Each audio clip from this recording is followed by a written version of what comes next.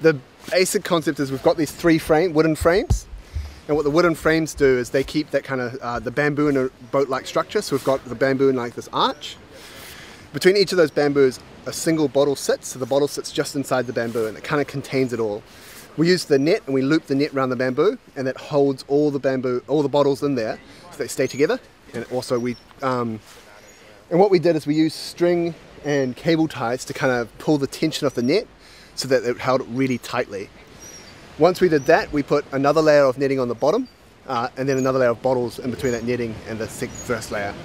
And so we're kind of keeping those areas separate. So, you know, obviously if one net breaks, you don't have all the bottles spill out. We double netted the bottom part. Once we've done that, we put on the bottles on the side. And so having the bottles on the top and the bottom, that allows us to sit, and it means that it floats really well. But obviously you're going to get a little bit of pitching and yawing. So we put these bottles on the side to help keep that balance and stability.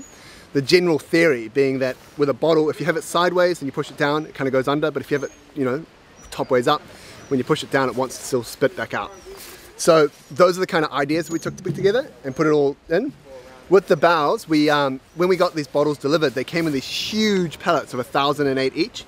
And under each layer of bottles, there was this plastic cork flute. And we're like, cork flute, that looks kind of useful. We could probably use it for something.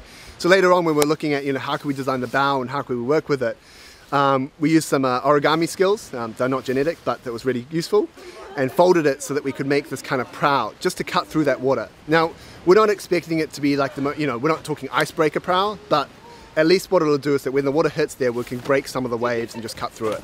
So that's the idea. I've never been to Abel Tasman, so I didn't really know what it would be like.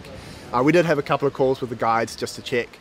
But I'm still fairly confident. I think even without the bow, it's still going to move forward. It's just going to be a little bit harder work, really. Awesome. Thank you, Sean.